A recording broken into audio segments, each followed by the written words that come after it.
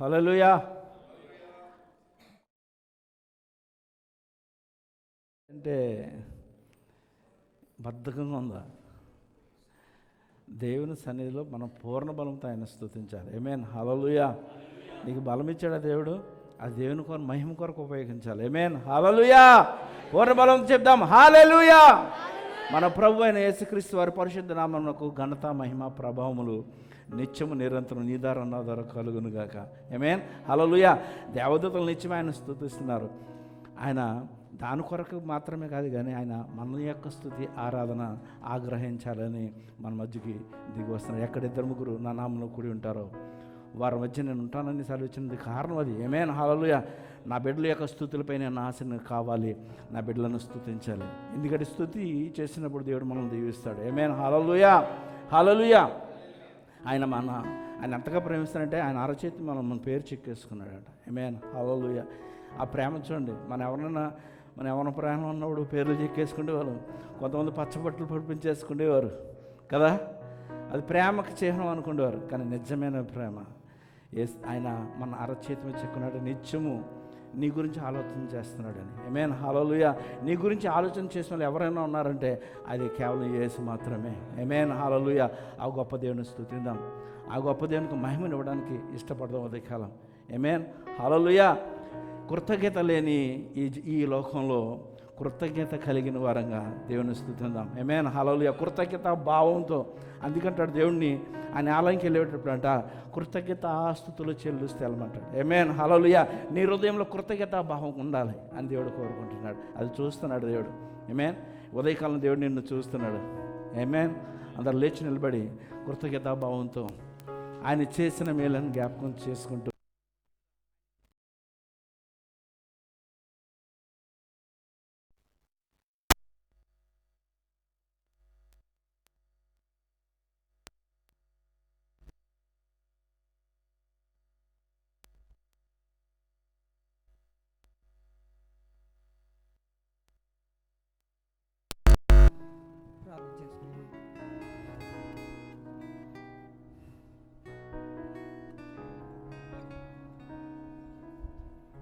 Check. హల్లెలూయా. Praise lord. ప్రార్థన చేసుకుందాం. అందరం దేవుణ్ణి వేడుకుందాం. ఆయన ముందు సాగిలి పడదాం ప్రతి ఒక్కరు. స్తోత్రం స్తోత్రం స్తోత్రం స్తోత్రం స్తోత్రం స్తోత్రం. కృపా సత్య సంపూర్ణైన తండ్రి మీకు వందనములు స్తోత్రములు. దయగలవాడా, కృప కలిగిన వాడా, ప్రేమ స్వరూపుడా నీకు వందనములు స్తోత్రముల తండ్రి. మమ్మల్ని మిక్కిలిగా ప్రేమిస్తున్న మా ప్రియ పరలోక తండ్రి నీకే కృతజ్ఞతాస్తుతులు చెల్లిస్తున్నామన్న తండ్రి. గడిచిన పునరుద్ధాన దినం నుండి పునరుద్ధాన దినం వరకు నీ బలిష్టమైన రెక్కల చాటున, సజీవ రెక్కల చాటున మమ్మల్ని కాసి కాపాడి మరొక్కసారి నీ సన్నిధిలో ఉన్న తండ్రి ఈ రీతిగా నేను స్తుతించడానికి ఇచ్చిన మీ కృపను బట్టి మీకే కృతజ్ఞతాస్తుతులు చెల్లిస్తున్నామన్న తండ్రి. మీకు వందనములు స్తోత్రాలయ్యా. ఇదిగొక్క నా తండ్రి కూడి వచ్చిన ప్రతి బిడ్డను బట్టి మీకు వందనాలు. రావాల్సిన ప్రతి బిడ్డను త్వరగా తోడుకుని రమ్మని ఇచ్చినాం దేవా, నీకు వందనాలు స్తోత్రాలయ్యా. నీ సన్నిధికి వచ్చిన మమ్మల్ని నా తండ్రి మేము సిద్ధపరచుకున్న ప్రభా నా తండ్రి నీ పాదాల ముందున ప్రభా మేము సాగిలి పడడానికి నా ప్రభా ప్రతి ఒక్కరికి నా తండ్రి ప్రేరేపణ కలిగిన హృదయము దయచేయమని ప్రార్థన చేస్తున్నామయ్యా. నేను ఆరాధిస్తుండగా నీ ఆత్మచేత మమ్మల్ని నింపమని ప్రార్థన చేస్తున్నామయ్యా. నిన్ను మేము ఆహ్వానించుకుంటున్నాం నా తండ్రి. మా మధ్యకి దిగిరమ్మని అడుగుతున్నాం దేవా, నీకు వందనాలు. పరిశుద్ధాత్మ దేవుడా మాలో మీరు ఉండమని ప్రార్థన చేస్తున్నామయ్యా. పరిశుద్ధాత్మ దేవుడా మాలో ఉజ్జీవము లేపమని ప్రార్థన చేస్తున్నామయ్యా. పరిశుద్ధాత్మ దేవుడా మేము ఉజ్జీవముతో నిన్ను స్తుతించడానికి మా అందరికీ నా తండ్రి నీ కృపను ఉమ్మని ప్రార్థన చేస్తున్నామయ్యా. ఈ ఉదయకాల సమయంలోన ప్రభా నీ సన్నిధిని ప్రతి ఒక్కరూ అనుభవించే కృపను దయచేయమని ప్రార్థన చేస్తున్నామయ్యా. ఈ ఉదయకాల సమయంలో నీ సన్నిధిని తండ్రి మేమందరము ప్రతి ఒక్కరము నా తండ్రి స్తుతించి ఆరాధిస్తుండగా నా తండ్రి నీ ఆత్మచేత నింపమని ప్రార్థన చేస్తున్నామయ్యా. కేవలం నీ ఆత్మ బలము చేత మాత్రమే మేమందరం వాడబడడానికి నా ప్రభా నీ కృప దయచేయమని ప్రార్థన చేస్తున్నామయ్యా. ఇదిగో నా తండ్రి నీ వాక్యముతో నా ప్రభా పాటలతో నేను స్తుతిస్తుండగా మీ కృప దయచేయమని నడుస్తున్నాం. వాక్యము ద్వారా నీ దాసులు మాట్లాడుచుండగా ఓ నా తండ్రి మాతో మీరే మాట్లాడమని ప్రార్థన చేస్తున్నామయ్యా. ప్రతి ఒక్కరిని మీ చేతులకు అప్పగించుకుంటూ, మీ దాసులు మీ చేతులకు అప్పగించుకుంటూ బలమైన నా తండ్రి నీ ఆత్మ చేత వాడుకోమని మహాగణుడైన యేసుక్రీస్తు వారి శ్రేష్టమైన ఉన్నతమైన నామాన్ని బట్టి ప్రార్థించి వేడుకొనిస్తున్నాం పరమ తండ్రి. ఆమేన్. హల్లెలూయా.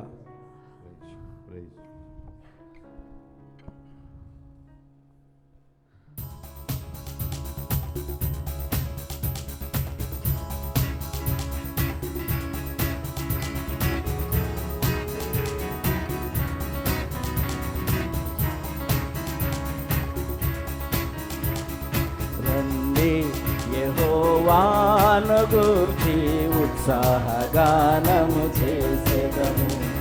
రండి యెహోవాను గూర్చి ఉత్సాహగానము చేసేదము.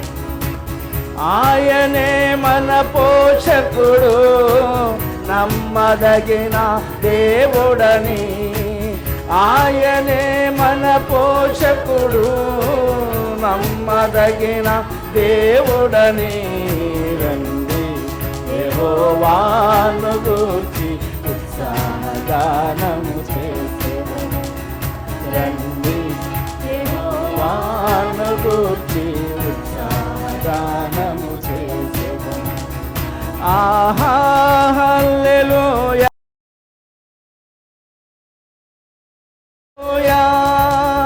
ఆహా హల్లెలూయా, ఆహా హల్లెలూయా.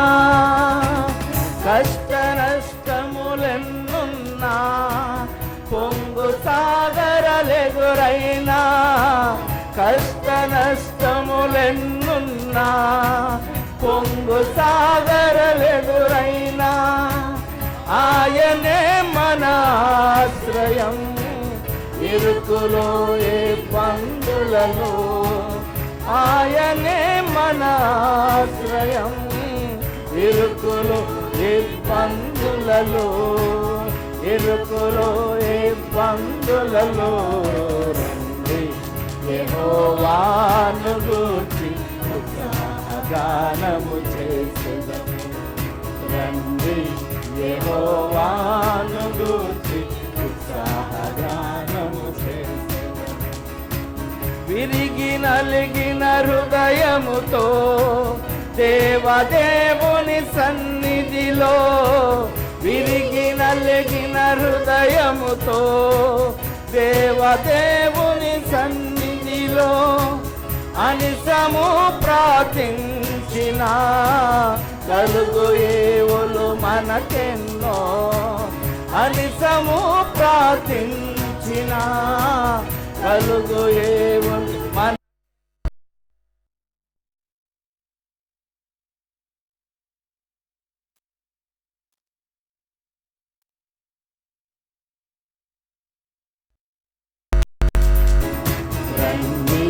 యెహోవాను గూర్చి ఉత్సాహగానము చేసేదము. త్రోవ తప్పి తీసే నాదుడని, త్రోవ తప్పిన వారలను చేరదీసే నాదుడని. నీతి సూర్యుండాయనేనని నిత్యము స్తుతి చేయుదము. నీతి సూర్యుండాయనేనని నిత్యము స్తుతి చేయుదము. నిత్యము స్తుతి చేయుదము. రండి యెహోవాను గూర్చి ఉత్సాహగానము చేసేదము. రండి యెహోవాను గూర్చి ఉత్సాహగానము చేసేదము. ఆయనే మన పోషకుడు, నమ్మదగిన దేవుడని. ఆయనే మన పోషకుడు, నమ్మదగిన దేవుడని. రండి యెహోవాను గూర్చి ఉత్సాహగానము చేసేదము. రండి యెహోవాను గూర్చి ఉత్సాహగానము చేసేదము. హల్లెలూయా, హల్లెలూయా. ఇంకా ప్రభువును స్తుతిద్దాం. ఆమేన్. స్తుతిద్దామని ఎందుకు అంటున్నానంటే, చాలాసార్లు మనం పాటలు పాడుతున్నాం అనుకుంటాం. కాదండి, ఏమేన్ దేవుని స్తుతిస్తున్నాం. ఏమేన్ హల్లెలూయా. ఆయనకు మహిమనిస్తున్నాం, మన రాజుకు మహిమనిస్తున్నాం. ఏమేన్ హల్లెలూయా. ఆ భావంతో దేవుని స్తుతించాలి. నీ హృదయాంతరంగంలోంచి దేవునికి మహిమనివ్వాలన్న ఆలోచనతో నువ్వు ఉండాలి దేవుని సన్నిధిలో. ఏమేన్ హల్లెలూయా. ఒప్పుకుంటూ విశ్వాసముతో పాడదాం. ఏమేన్. జయం జయం జయం జయం యేసులో నాకు జయం జయం జయం జయం జయం జయం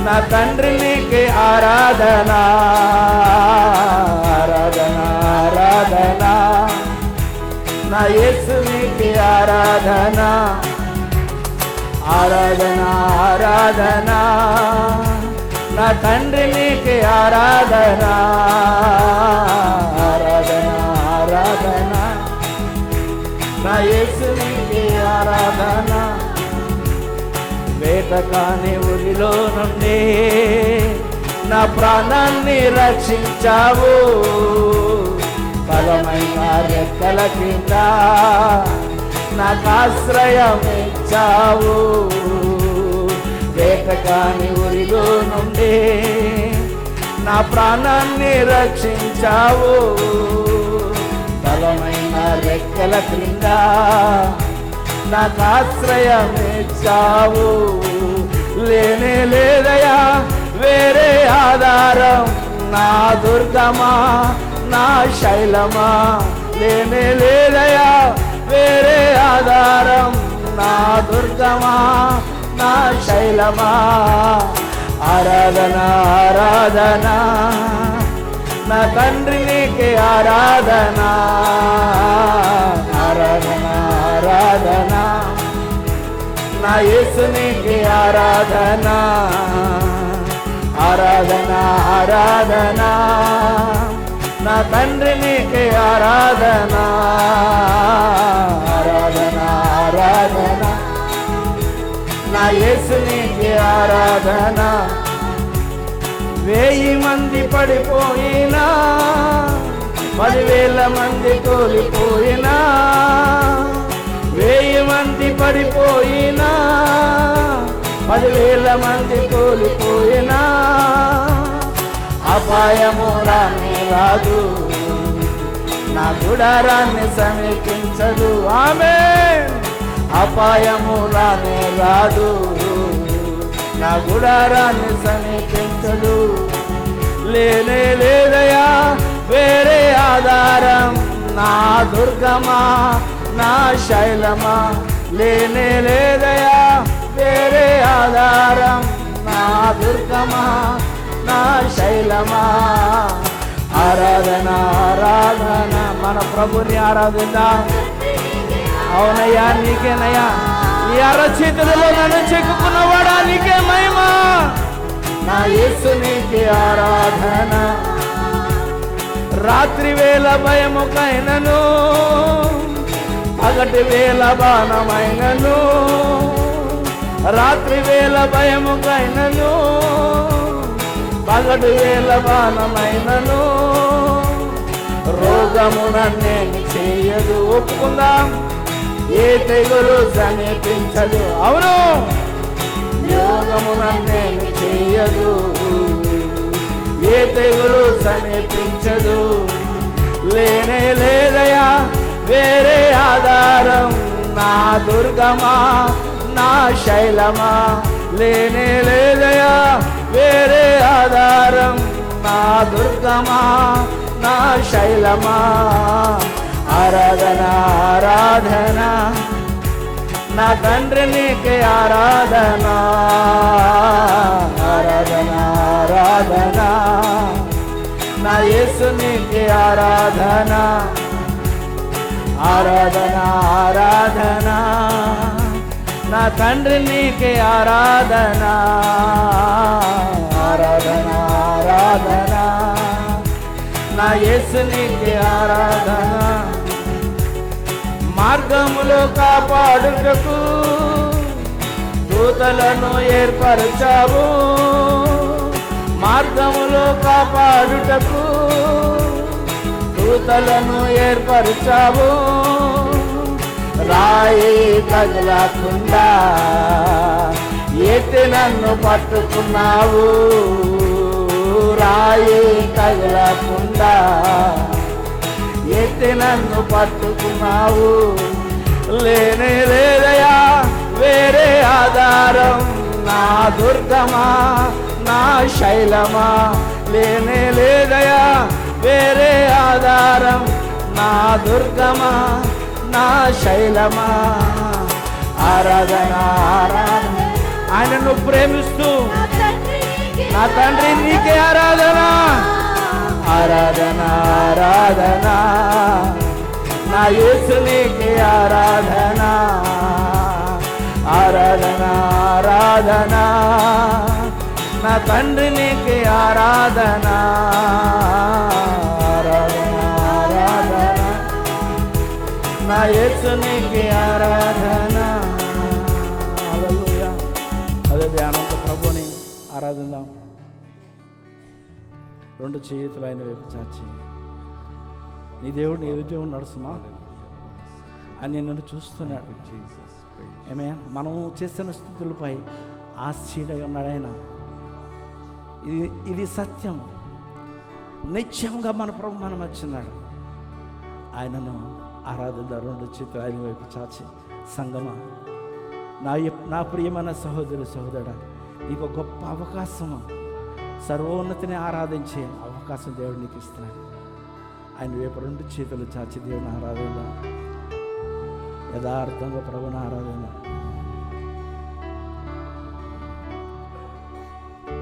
యేసు సర్వోన్నత నామం, గొప్ప రక్షకుడు, మహిమగల దేవుడు,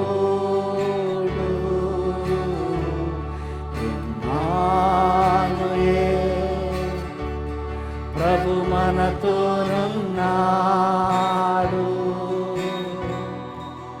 మన విమోచకుడు, జీవము గలవాక్యం. యేసు సర్వోన్నత నామం, మన రక్షకుడు, మహిమగల దేవుడు,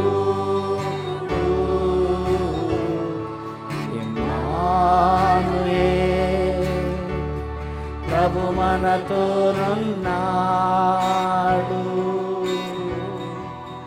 మన విమోచకుడు, జీవము గలవాక్యం. మన విమోచకుడు, జీవము గలవాక్యం.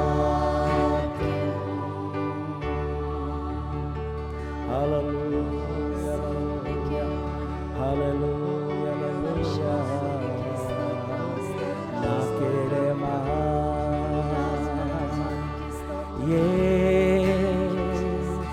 యెహోవా, నీవే నాకు కేడెమో, నాకి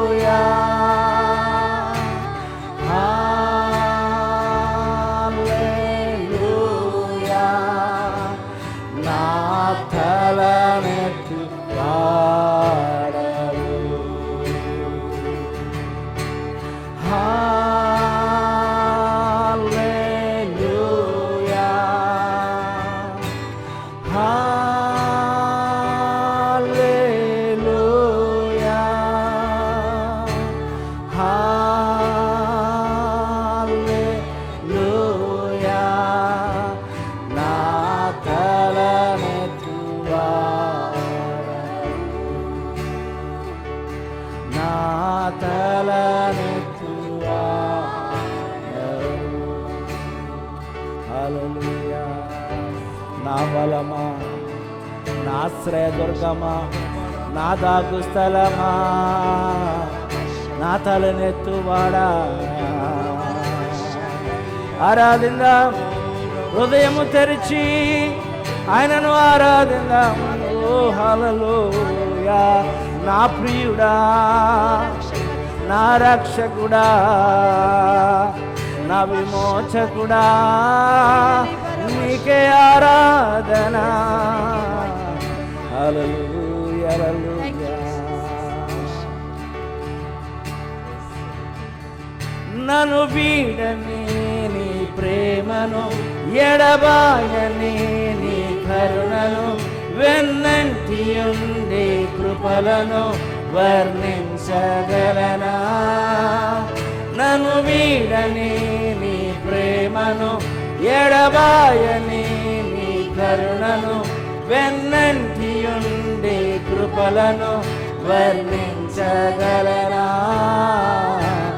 బందీనైపోయా నీలో మునిగి తేలాక, నా వల్ల కాదయా నిన్ను వీడి ఉండుట. బందీనైపోయా నీలో మునిగి రెండు చేతులు చాచి, నా వల్ల కాదయా నిన్ను వీడి ఉండుట. యేసయ్యా, యేసయ్యా, యేసయ్యా, యేసయ్యా, యేసయ్యా, యేసయ్యా,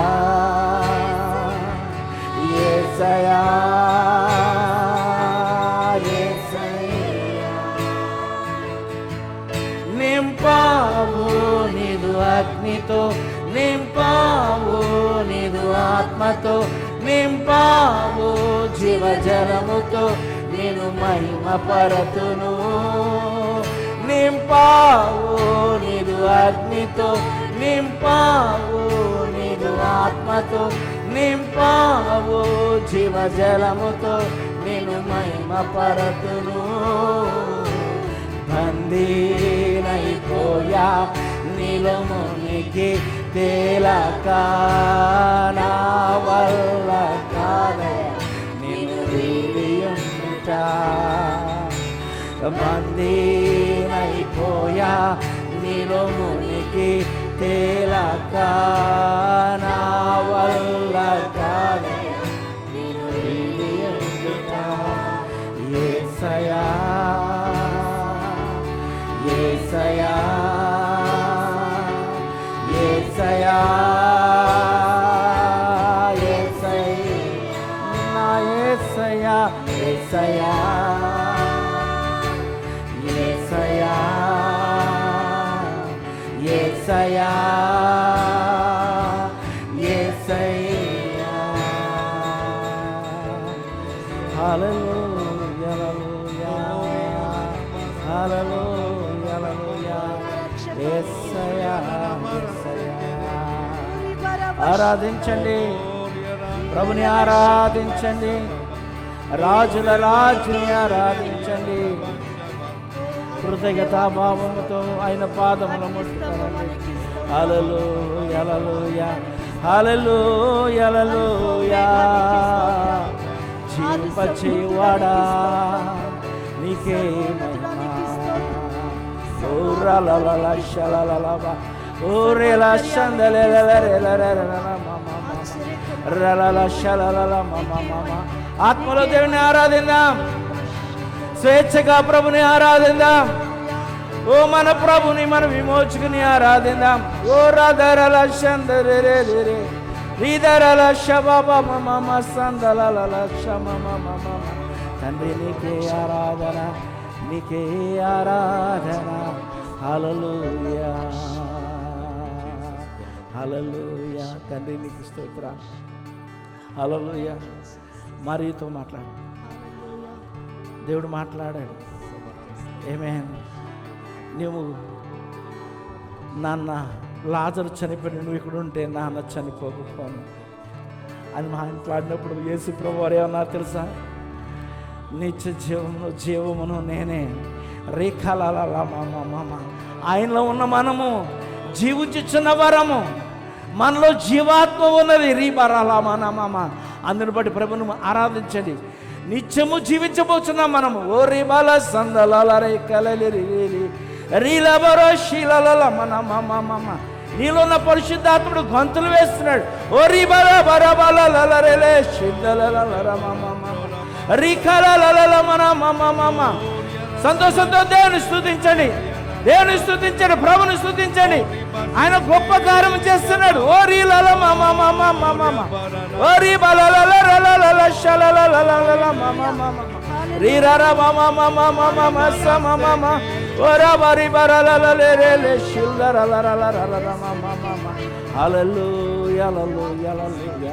తండ్రి నీకు స్తోత్రాలు, నీకు స్తుతులు చెల్లిస్తున్నాం నేను, నేను ఆరాధిస్తున్నాం నేను. మాకు భాగ్యం ఎంత గొప్పది నేను. యుగములు నీతో జీవించే భాగ్యము, రాజులైన యాజక సమూహంగా నేను ఏ అర్హత లేని మమ్మల్ని ఎన్నుకున్నందుకు నీకు స్తోత్రాలయ్యా.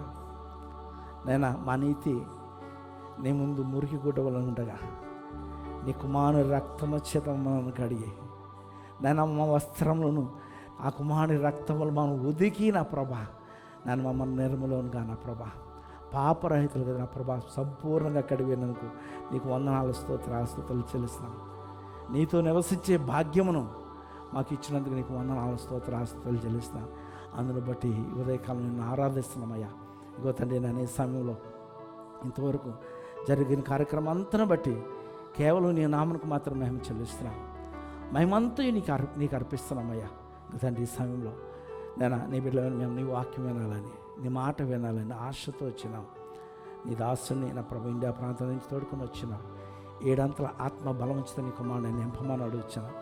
సూటిగా తేటగా నా ప్రభా, నేను మా హృదయంలో తెరవబడి ఉండగా నా ప్రభా నీ మాటలను వ్యక్తమని అడుగుచ్చిన వాక్యం ద్వారా ఇంకనూ నా ప్రభా నీకు మహిమ తెచ్చే బిడ్డలుగా ఈ లోకంలో జీవించినట్లు కృప చూపించమని సమస్త మహిమనికి ఆరోపిస్తూ యేసుక్రీస్తు పరిశుద్ధ నామంలో ఆరాధించి వేడుకొని వచ్చినాం పరమ తండ్రి.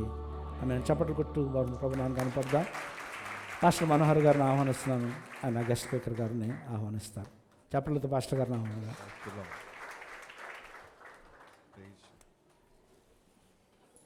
హల్లెలూయా. హల్లెలూయా. అందరూ సంతోషంగా ఉన్నారా? దేవుని స్తుతించుటలో ఆనందించున్నారా? దేవునికి మహిమ కలుగును గాక. ఆమేన్. కొన్ని సీట్స్ ఖాళీగా ఉన్న ఇద్దరికి అంత దూరంగా కూర్చొని అవసరం లేదు. వెనక ఉన్న బ్రదర్స్ ఎవరైనా ముందుకు వచ్చేసి కూర్చుంటే బాగుంటుంది. ఈరోజు మనకు మరి గెస్ట్ ప్రీచర్ ఉన్నారు, ఆయన మీకు పరిచయం చేస్తాను. దానికి ముందు ఒక ప్రాముఖ్యమైనటువంటి అనౌన్స్మెంట్, ప్రకటన ఏంటంటే, మనకి వచ్చే వారము వచ్చే ఆదివారం మనకి ఇక్కడ యథావిధిగా మనకి ఆరాధన ఉంటుంది. అయితే మనకు సోమ మంగళవారాలు సెలవు, ఈద్ హాలిడేస్ ఉంటాయి. అయితే మంగళవారము మనకు ఒక ప్రత్యేకమైన స్పోర్ట్స్ డే, అంటే సంఘంగా వెళ్ళి కొన్ని ఆటలు ఆడడానికి ప్లాన్ చేస్తాం. క్రికెట్ ఉంటుంది, బ్యాడ్మింటన్ ఉంటుంది, అది తర్వాత టేబుల్ టెన్నిస్, రకరకాలు ఉన్నాయి. ఇవన్నిట్లో అందరూ పాల్గొనవచ్చు. అందరూ కూడా, స్త్రీలకు కూడా ప్రత్యేకంగా మరి మేము క్రికెట్ ఆడమంటే మాకేముందంటే ఉంటాయి, ఏదో మీకు అందరికి కూడా ఏర్పాటు చేయబడుతున్నాయి. మన యవనస్తులైనటువంటి షారోను, ఇంకా అఖిల, లేకపోతే ఇంకా మీరు ఎవరైనా సరే మీకు ఏదైనా కొన్ని ఆటలు తెలిసినట్లయితే ఆడుకోవడానికి స్థలం ఉంటుంది. ఇది ఇండోర్లో, పార్క్లో కాదు, లోపల ఎయిర్ కండిషన్ ఉంటుంది. షార్జాలోనే. అది ప్రొద్దుట 9:30కు మనకు 9:30కు బయలుదేరి అది ఆరంభమై తర్వాత మనం లంచ్ కూడా అక్కడే చేస్తాం. రోజంతా కలిసి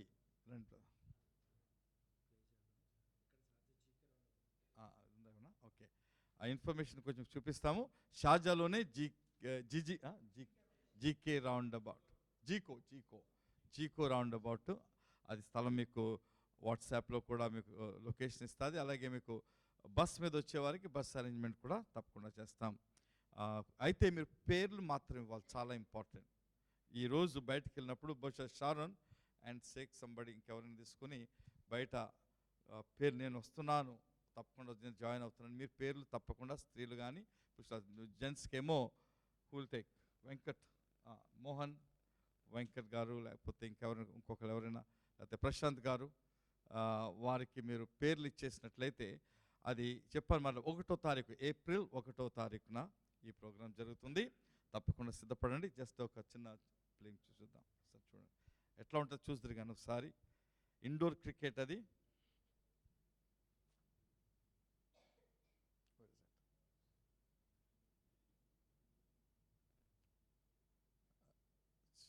Just slightly switch off the lights, yeah.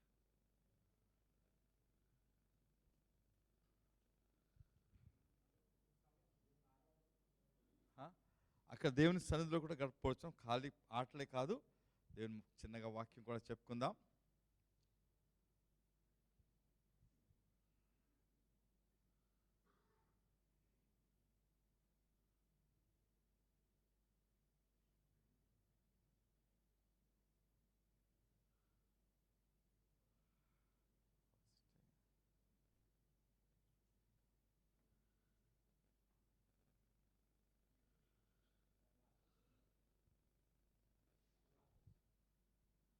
ఈరోజు లేకపోతే వచ్చే వారం లాస్ట్ కానీ వచ్చే వారం మళ్ళీ చూపిస్తాం. హల్లెలూయా. లైట్స్ ఆ వాక్యం. ఈరోజు మనకు ప్రత్యేకమైనటువంటి గెస్ట్ ప్రీచర్ ఉన్నారు. ఆయన గారి పేరు పాస్టర్ జోబ్ గారు. ఆయన చెన్నై నుంచి. అయితే మా సంఘస్థులు ఇంగ్లీష్ సంఘస్థులు సోదరులు అజయ్, మన మధ్యన అజయ్, ఆయన భార్య మెర్సీ, వాళ్ళు మా సంఘంలో ఉంటారు. అజయ్ యొక్క తండ్రి గారు ఆయన సాక్ష్యం నాకు బాగా తెలుసు, ఎందుకంటే కొన్నిసార్లు కలవటం జరిగింది. దేవుడు అంటే చాలా ఆసక్తితో ఆయన రైల్వేస్లో పనిచేసేవారు, రైల్వే హాస్పిటల్స్లో. తర్వాత అది చేస్తూ దేవుని సేవ చేస్తూ ఉండేవారు. దేవుడు అంటే చాలా ఆసక్తితో ఆయన సాక్ష్యం ఉంది. చాలా పెద్ద ఆయన ఎట్లా దేవునిలోకి వచ్చారు, ఎలాగ దేవుని కార్యాలు చేస్తూ వచ్చారో ఆయన పర్సనల్ కూర్చొని చాలా షేర్ చేసుకుంటూ వచ్చారు. అయితే ఈరోజు మరి మన మధ్య ఉంటున్నారు. వారు మనకు వాక్యం చెప్పాలని అడిగినప్పుడు వారు ఒప్పుకున్నారు. సో కాబట్టి మన పాస్టర్ జోబ్ గారిని ఆహ్వానించుకుందాం చప్పట్లతో.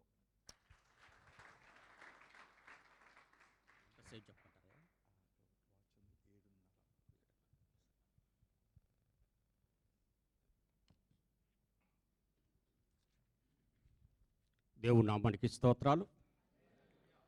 క్రీస్తునందు అత్యంత ప్రియమైన వారులారా, ఈ దినం నిజంగానే చాలా సంతోషకరమైన ఆనందమైన దినం. ఎందుకంటే ఈ దినం ప్రభు దినం. ఈ రీతిగా నేను అయ్యగారు నన్ను గురించి పరిచయం చేశారు మీ మధ్య. నాకు ఇక్కడ నిలబడి ఈ యొక్క మీ మధ్య వర్తమానం పంచుకోవడానికి నాకు ఈ యొక్క గొప్ప అవకాశం ఇచ్చిన పాస్టర్ ప్రభు మనోహర్ గారికి, మరియు ఈ యొక్క సంఘ స్థానిక కాపరి సతీష్ గారికి, ఇంకను ఆర్కెస్ట్రా నిర్వహిస్తున్న స్వరూప్ గారికి, ఇంకను సంఘస్థులకు, మీ యొక్క అందరికీ ఈ యొక్క ఉదయకాల సమయం ముందు క్రీస్తు పేరట వదనాలు తెలియజేసుకుంటాను. ప్రియులారా, నేను చెన్నైలో జీసస్ క్రైస్ట్ మినిస్టర్ పాస్టర్గా ఉన్నాను. అదేవిధంగా తెలుగు బాప్టిస్ట్ చర్చిలో సెక్రటరీగాను పనిచేస్తున్నాను నేను. అయితే ఇటీవల నేను నా యొక్క కుమారుని దుబాయ్కి వచ్చి చూసేటప్పుడు మనోహర్ పాస్టర్ గారికి ఇంతకుముందే నాకు పరిచయం అయినా, ఈసారి వచ్చినప్పుడు ఆయనతోటి చాలా సమయాన్ని కేటాయించడానికి, నా యొక్క సాక్ష్యాన్ని పంచుకోవడానికి దేవాది దేవుడు నాకు సమయం ఇచ్చాడు. అందుని బట్టి మీకు అందరికి వందనాలు తెలియజేసుకుంటున్నాను. ప్రియులారా, ఈ రీతిగా మిమ్మల్ని అందరినీ నేను కలుసుకొని ఈ రీతిగా దేవుని యొక్క మీతోటి కూడా దేవుని ఆరాధించటకు, దేవుని మహింపరచటకు దేవాది దేవుడు నాకు ఇచ్చిన సమయాన్ని బట్టి కూడా నేను వందనాలు తెలియజేసుకుంటున్నాను. అంశంలోకి వెళ్దాం. ఈ దినము మీ ముందు నేను ధ్యానించబోతున్న అంశము యెషయా గ్రంథము, పరిశుద్ధ గ్రంథము యెషయా గ్రంథము 54వ అధ్యాయము 17వ వచనంలో చూసినట్లయితే, నీకు విరోధముగా రూపింపబడిన ఏ ఆయుధమును వర్ధిల్లదు. ఆమేన్, స్తోత్రం. ఇది మనకు వాగ్దానంతో కూడిన ఈ యొక్క మాట. నీకు విరోధముగా రూపింపబడిన ఏ ఆయుధమైనను అన్నది ఇక్కడ. అది ఏ ఆయుధమైన. అయితే ఈ యొక్క వాగ్దానం మన యొక్క జీవితంలో నెరవేర్చబడాలంటే మనం ఏం చేయాలంటే మొట్టమొదటగా దేవుడికి విరోధమైన కార్యాలు మనలో ఏదైనా ఉన్నాయా అది మనం పరీక్షించుకోవాలి. దేవుడికి విరోధమైన కార్యాలు, ఆయన నీతికి విరోధమైన కార్యాలు మనలో ఉన్నట్లయితే ఈ యొక్క వాగ్దానం మనకి యొక్క వాగ్దానం వర్తించదు, మనకిది వర్తించదు మన యొక్క జీవితానికి. అందుకనే మొట్టమొదట ఈ యొక్క వాగ్దానము మనలో నెరవేర్చబడాలంటే మనం ఏం చేయాలంటే దేవుడికి విరోధమైన కార్యాలు, దేవుడికి అసహ్యమైన కార్యాలు ఏదైనా ఉన్నట్లయితే దాన్ని మొట్టమొదట మన హృదయంలోంచి మనలోంచి తొలగించుకోవాలి. అప్పుడే నీకు విరోధమైన రూపేణ ఏ ఆయుధమును వర్ధిల్లదని యొక్క మాట మన యొక్క జీవితంలో అది నెరవేర్చబడుతుంది. అంత మాత్రమే కాకుండా ప్రియులారా, మనం చూసినట్లయితే ఈ యొక్క మనం ఎప్పుడైతే దేవుడికి చాలా సన్నిహితంగా ఉంటామో, అప్పుడు ఏం చేస్తారంటే సాతానుడు నీకు విరోధముగా రూపేణ ఏ ఆయుధం అంటే అది ఏ రీతికైనా మనం ఇట్లని మనం చెప్పలేదు, మనం బలహీనపరచడానికి ఏ ఆయుధాన్నన్నా అది ఉపయోగిస్తుంది. అయితే మనం అలాంటి సమయాన మనం బలహీనులుగా కాకుండా దేవుళ్ళు ఇంకా స్థిరముగా దేవుళ్ళ పట్టుదలగా మనం ఉండాలంటే మనం ఏం చేయాలంటే మనకి దేవాది దేవుడు ఒక 3 ఆయుధాలు ఇచ్చాడు. అది ఒకటేంటంటే దేవుడి యొక్క వాక్యం. ఇప్పుడు పాటలు కూడా దేవుడి యొక్క వాక్యం అంట మన హృదయంలో మన నోట్లో ఉంటంట జయమనే పాట పాడారు. చాలా సంతోషం నిజంగానే. దేవుడి యొక్క వాక్యము, రెండవదిగా ప్రార్థన, మూడవదిగా విశ్వాసం. ఎందుకంటే దేవుడి యొక్క వాక్యం సాతాను శక్తులను ఎదిరించేదానికి ఆయుధం అయితే ప్రార్థన వాడి సామ్రాజ్యాన్నే కూల్చివేసేస్తుంది. అంత మాత్రమే కాకుండా ఈ రెండిటికి విశ్వాసమైన ఆయుధము చాలా ప్రాముఖ్యమైంది. వాక్యం ఉండాలి, ప్రార్థన ఉండాలి, ఆ రీతిగా ఆ రెండింటిని కలిపి విశ్వాసం కూడా ఉండాలి. ఈ 3 ఆయుధాలు ఏ యొక్క క్రైస్తవుడు ధరించుకుంటాడో ఈ యొక్క సాతాను మన మీదకి ఎలాంటి యొక్క తంత్రాలను మన మీదకు ఉపయోగించి ఎలాంటి తంత్రాలైనా ఎదిరించగల శక్తిని దేవాది దేవుడు మనకిస్తాడు. అందుకని ప్రతి ఒక్క క్రైస్తవుడికి ఇవి ఆయుధాలుగా మనము ధరించుకోవాలి. మొట్టమొదటి మనము వాక్యాల గురించి మనము ధ్యానించినట్లయితే మనకి జ్ఞాపకానికి వచ్చేది యోహాను సువార్త 1వ అధ్యాయము 1 నుంచి 3 వచనాలు మనము చూసినట్లయితే అక్కడ ఆది యందు వాక్యం ఉండెనో, వాక్యము దేవుని యొద్ద ఉండెనో, ఆయన ఆది యందు దేవుని యొద్ద ఉండెనో, సమస్తము ఆయన మూలంగా కలిగెను, కలిగి ఉన్నదేది ఆయన లేకుండా కలుగలేదంటాడు. అదేవిధంగా యోహాను సువార్త 1:14 వచ్చినట్లయితే ఆ వాక్యము శరీరధారి అయి కృపాసత్య సంపూర్ణంగా మన మధ్య నివసించను. అంత మాత్రమే తండ్రి వలన కలిగిన అద్వితీయ కుమారుని మహిమ వల్లే మనం ఆయన మహిమను కనుగొంటిమని ఉంటుంది. ఎందుకంటే యేసుక్రీస్తు శరీరాన్ని ధరించకముందు వాక్యమై ఉన్నాడు ఆయన. అందుకనే అబ్రహాము దినాల్లో ఆయన శరీరాన్ని ధరించలేదు, వాక్యంగానే ఆయన ఉన్నాడు. అంత మాత్రమే కాకుండా యోహాను సువార్త 8:58 చూసినట్లయితే అక్కడ యేసు ఒక మాట అంటాడు, యేసు అబ్రహాము పుట్టక మునిపే నేను ఉన్నాను అని మీతో నిశ్చయముగా చెప్పుచున్నాను అంటాడు. ఆమేన్, స్తోత్రం. ఇక్కడ శరీరధారిగా ఈ యొక్క లోకానికి రాకముందు యేసుక్రీస్తు ఎక్కడ ఉన్నాడంటే వాక్యమై ఉన్నాడు. దానికి కొన్ని ఇంకా రుజువు చూసినట్లయితే ఆదికాండం 15వ అధ్యాయం 1వ వచనం చూసినట్లయితే ఇది జరిగిన తర్వాత యెహోవా వాక్యము అబ్రహామునకు దర్శనమందు వచ్చి, అబ్రామా భయపడకము, నేను నీకు కేడమును నీ బహుమానము అత్యధిక మగుడని చెప్పిన. ఆదికాండము 15:1 అబ్రహాముకు ఏ రీతిగా దర్శనమిస్తున్నాడంటే వాక్యముగా, యెహోవా మాటగా అక్కడ దర్శనమిస్తున్నాడు. అంత మాత్రమే కాకుండా కీర్తనకారుడైన దావీదు అంటాడు 119, 105 చూసినట్లయితే నీ వాక్యము నా పాదములకు దీపము, నా త్రోవనకు వెలుగుడై ఉన్నదంటాడు. ఆమేన్, స్తోత్రం. దేవుడి యొక్క వాక్యం ఎప్పుడు కూడా సరే మన పాదములకు దీపంగా ఉండాలా, మన త్రోవకు వెలుగుగా ఉండాలి. ఎందుకు మన యొక్క పాదములకు దీపంగా ఉండాలంటే మనము ఏ రీతిగా ఏ మార్గంలో నడవాలా, ఏ రీతిగా నడుచుకోవాలా అని చెప్పి ఆ యొక్క మన యొక్క వాక్యం మన యొక్క పాదముల దీపంగా ఉంటే మనల్ని పరిశుద్ధాత్మ దేవుడు గైడ్ చేస్తాడు. అన్ని మార్గాల్లో మనం నడిచేదానికి అది వీలు పడలేదండి. క్రైస్తవుడికని ఒక మార్గం ఉంది. అందుకని కీర్తనకారుడు అయిన దావీదు మొదటి కీర్తనలోనే అంటాడు, దుష్టుల ఆలోచన చొప్పు నడువక, పాపుల మార్గము నిలువక, అపహాసులు కూర్చుంటు చోట కూర్చుండక, దివారాత్రములో ధర్మశాస్త్రమును ధ్యానించేవాడు ధన్యుడంట. ఆమేన్, స్తోత్రం. అన్ని మార్గాలు మనం నడిచే మార్గంలో కాదండి అది. అందుకని దేవుడి యొక్క వాక్యము మన ప్రవర్తనకు ఒక మార్గదర్శిగా ఉంది. ఆమేన్, స్తోత్రం. మన ప్రవర్తనకు ఒక మార్గదర్శి అది. అంత మాత్రమే కాకుండా మనం ఎలాగ నడుచుకోవాలి, ఏ మార్గంలో మనం వెళ్ళాలో అది మనకేం చేస్తుంది, గైడ్ చేస్తుంది. ఒక మార్గదర్శి అంటే గైడ్. పరిశుద్ధాత్మ దేవుడు మనల్ని గైడ్ చేసి వాక్యం ద్వారా మనల్ని ఏం చేస్తాడంటే నడిపిస్తాడు ఆయన. అందుకనే మనం చూసినట్లయితే ఇది కానీ మనం నిరాకరించకూడదు. ఈ యొక్క వాక్యాన్ని మనం నిరాకరించినట్లయితే ఇంకొన మనం చీకట్లో నడిచేదానికి ఇష్టపడుతున్నామని అది అర్థం. అందుకని అంత మాత్రమే కాకుండా ఇర్మియా గ్రంథంలో మనం చూసినట్లయితే 6వ అధ్యాయం 16వ వచనంలో ఒక మాట ఉంది. యెహోవా ఇలాగ సెలవిచ్చుచున్నాడు, మార్గంలో నిలిచి చూడుడి, పురాతన మార్గముల గూర్చి విచారించుడి, మేలు కలుగు మార్గమేది అని అడిగి అందులో నడుచుకుని అప్పుడు మీకు నెమ్మది కలుగును. ఇక్కడ చూసినట్లయితే యెహోవా ఇలాగ సెలవిచ్చు మార్గంలో నిలిచి ఉండి చూడాలంట. మొట్టమొదట మార్గంలో మనము నిలిచి ఉండి చూడాలి. ఇప్పుడు మనం చూసినట్లయితే డ్రైవ్ చేసేటప్పుడు మనము ఒక చోటకు మనం వెళ్ళామంటే 4 రోడ్లు వస్తాయి. 4 రోడ్లు వచ్చినప్పుడు అక్కడ ఏం చేస్తారంటే వెంటనే అక్కడ డ్రైవ్ చేయరు, అక్కడ నిలబడి మనం ఏ దారిని మార్గాన్ని పోవాలని ఒక్క క్షణం ఏం చేస్తారంటే చూస్తాం. ఒక్కసారి పొరపాటు చేసామంటే ఏం చేస్తామంటే ఇంకా దాదాపు ఒక 2-3 మైళ్ళు దూరం మరలా అది వెనక్కి వచ్చి తిరుక్కొని వెళ్ళాల్సి వస్తుంది. అందుకనే మనం ఎప్పుడు కూడా ఇక్కడ అంటాడు, యెహోవా ఇలాగ సెలవిచ్చున్నాడు, మార్గములు నిలిచుండి చూడండి, పురాతన మార్గములు కూర్చి విచారించిన అంటాడు. ఆమేన్ స్తోత్రం. పురాతన మార్గములు మన తండ్రి అయిన అబ్రహాము, ఇస్సాకు, యాకోబు నడిచిన యొక్క మార్గం పురాతనమైన మార్గం. ఆ యొక్క మార్గంలో మనము పురాతనమైన మార్గాలు మనం విచారించి తెలుసుకోవాలా. అంత మాత్రమే కాకుండా అక్కడ అంటాడు, మేలు కలుగు మార్గం ఏదని అడిగి అందులో నడుచుకుని. ఆమేన్ స్తోత్రం. అన్ని మార్గంలో కాదు, మనకు మేలు కలుగు మార్గం. అది ఎవరిని అడగాల? యేసయ్యని అడగాల. యేసయ్యని అడిగితే యేసయ్య అంటే నేను సత్యమును జీవమును మార్గమునై ఉన్నాను, నా ద్వారా తప్ప తండ్రి దగ్గరికి ఎవడు వెళ్ళండి అంటాడు. ఆమేన్ స్తోత్రం. మేలు కలుగు మార్గం ఎవరిని అడగాలి? యేసయ్యని అడగాల. ఎందుకంటే ఆయన మార్గం ఉన్నాడు, ఆయన మనకు సత్యముగా ఉన్నాడు, మనకు జీవంగా ఉన్నాడు ఆయన.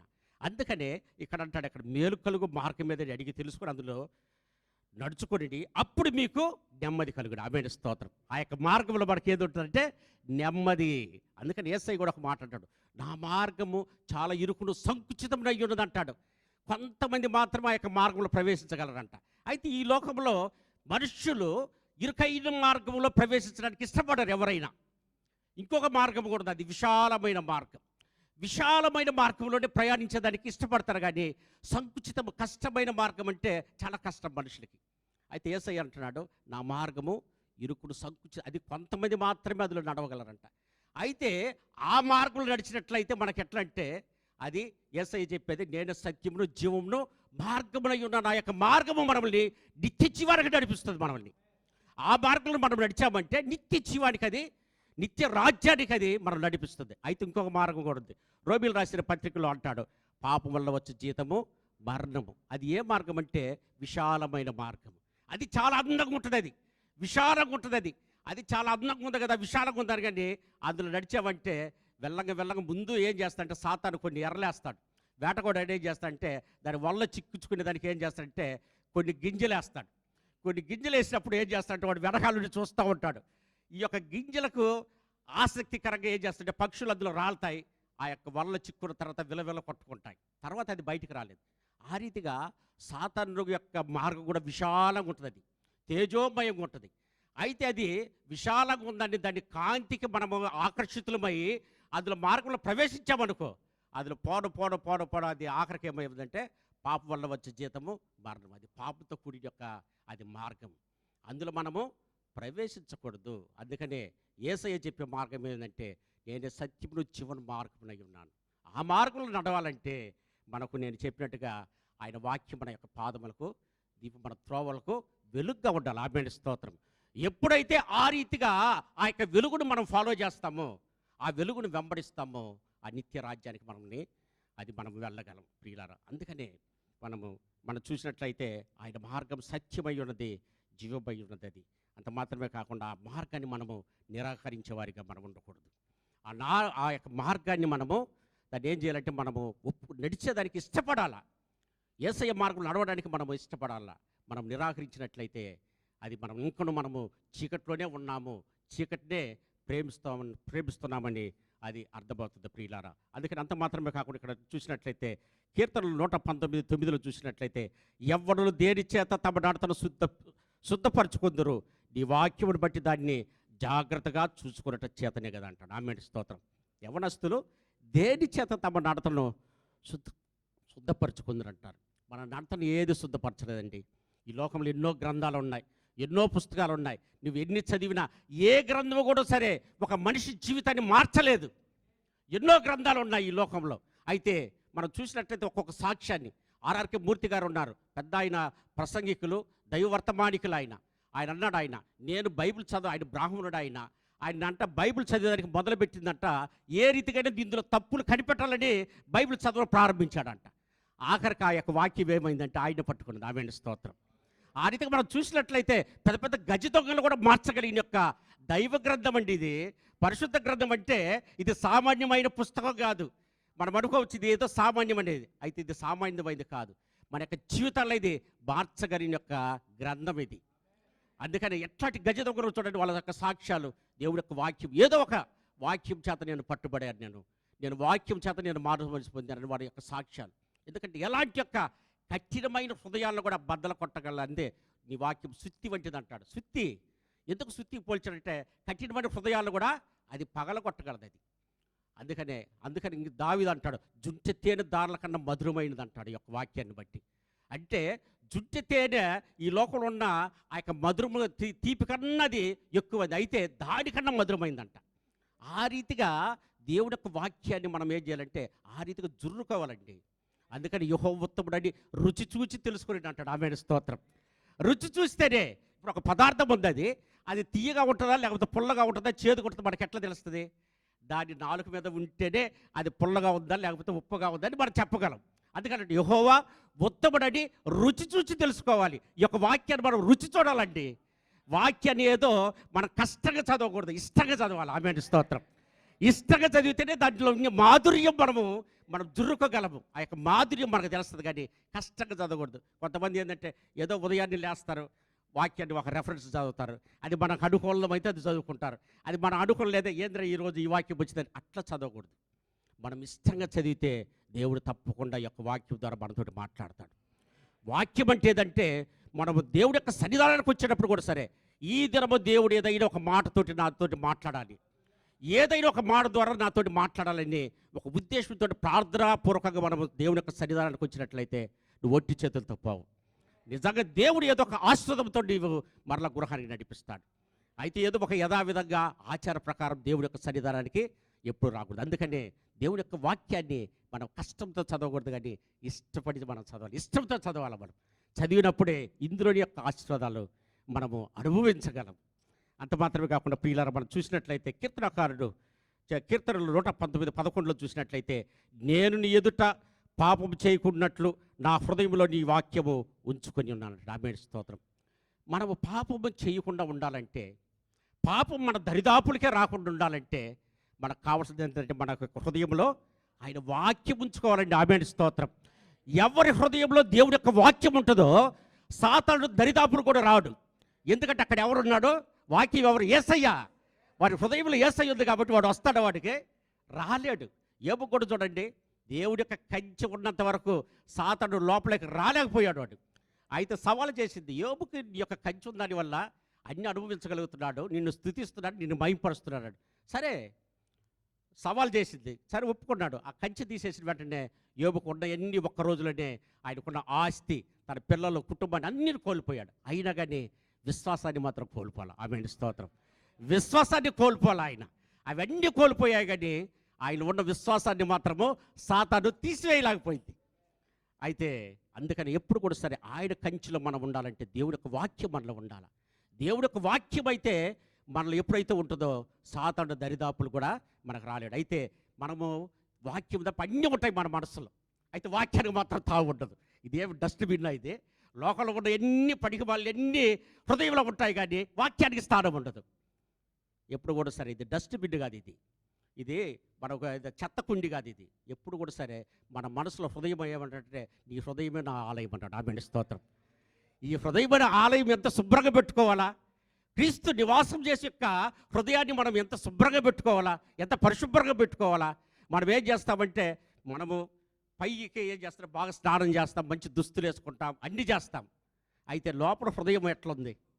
హృదయ శుద్ధి గలవారు ధన్యులు అన్నాడు. అది హృదయం శుభ్రంగా ఉందా నీకు? హృదయ శుద్ధి గలవారు ధన్యులు, వారు దేవుడు చూసేది. ఆమేన్ స్తోత్రం. ఎప్పుడు చూస్తావు నువ్వు దేవుడిని? హృదయం శుభ్రంగా ఉండాలా. ఆయనకు అనుకూలంగా ఉండాలా, పరిశుద్ధంగా ఉంటేనే మనం దేవుడిని చూడగలం. ఆమేన్, స్తోత్రం. అందుకని పై అలంకరణ కదండి. పై నువ్వు ఎంత శుభ్రం చేసుకున్నా హృదయం శుభ్రం లేకపోతే ప్రయోజనం లేదు. ఆమేన్, స్తోత్రం. మనకు పై యొక్క ఆకారం కాదు, పై శుభ్రత కాదు, హృదయం శుభ్రపరచబడాలా. హృదయం శుభ్రపరచబడితేనే నీకు అన్ని దేవుడికి అనుకూలమైన లేకుండా అన్ని ఆయనకి విరోధమైన కార్యాలు ఉంటే దేవుడు ఎక్కడ వచ్చి నివాసం చేస్తాడు నీ హృదయంలో? ఆయనకి ఎక్కడ స్థానం ఉంది? ఎప్పుడైతే అవన్నీ ఈ యొక్క చెత్త అన్ని పడిక బాల్యన్ని తీసి ఎక్కడ ఎప్పుడైతే నువ్వు బయట పారేస్తావో యేసయ్య అక్కడ నివాసం చేస్తాడు. ఆమేన్, స్తోత్రం. అప్పుడే నీ హృదయము ఆయన ఆలయంగా మారుతుంది, నువ్వు ఆయన ఆలయముగా మారగలవు. అందుకని ఇక్కడ అంటాడు, ఇక్కడ నీ వాక్యమును బట్టి అడుగులు స్థిరపరచము, ఏ పాపం నన్ను ఏళ్ళ నీకు అంటాడు. ఆమేన్, స్తోత్రం. ఆయన వాక్యం మనల్ని ఏం చేస్తుందంటే అడుగులు స్థిరపరుస్తుంది.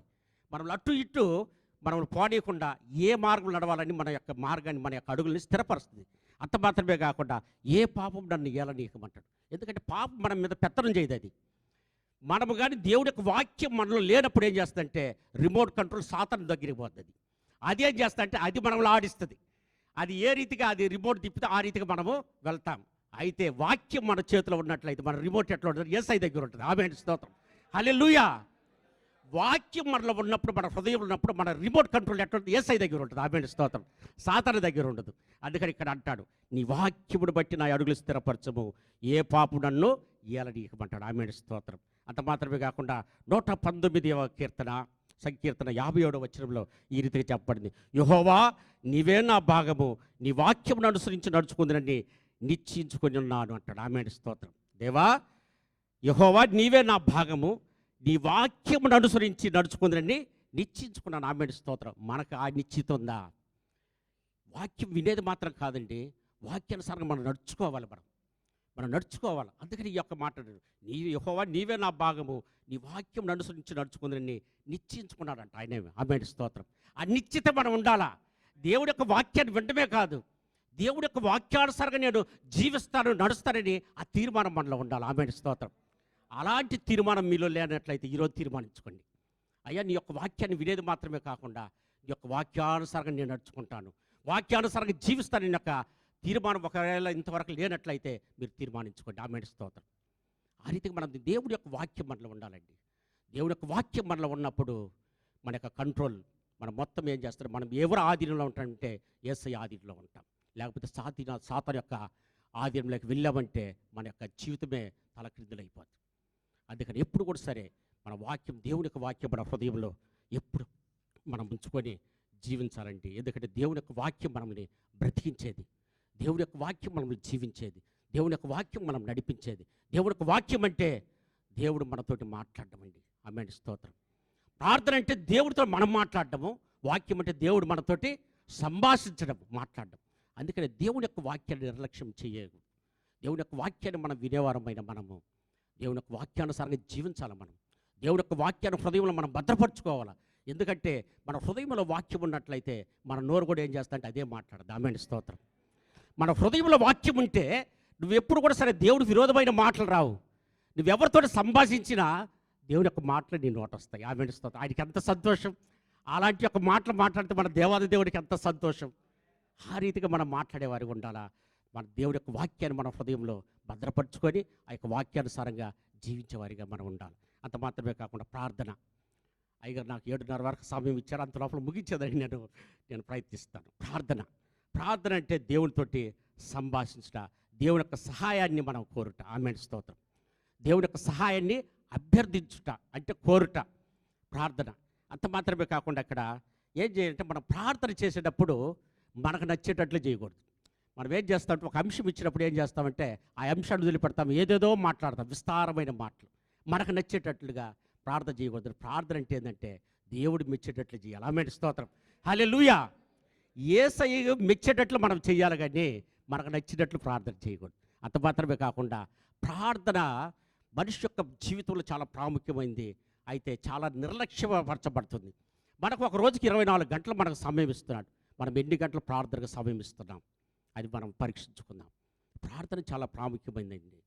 ప్రార్థన దేవుణ్ణి మనము సహాయం అభ్యర్థించుట. అంత మాత్రమే కాకుండా చూసినట్లయితే మనం తాను మన యొక్క ప్రార్థనలు ఎప్పుడు కూడా సరే మన హెచ్చింపు ఉండకూడదు. మనం హెచ్చించకూడదు. దేవుని ఎప్పుడు గణపరిచే విధంగా ఉండాలి, దేవుని మహింపరిచే వారిగా మనం ఉండాలి. మనం చూసినట్లయితే ఇక్కడ మనం సుంకరి పరిశీలి యొక్క ప్రార్థన మనము చూసినట్లయితే లూకా సువార్త 18వ అధ్యాయము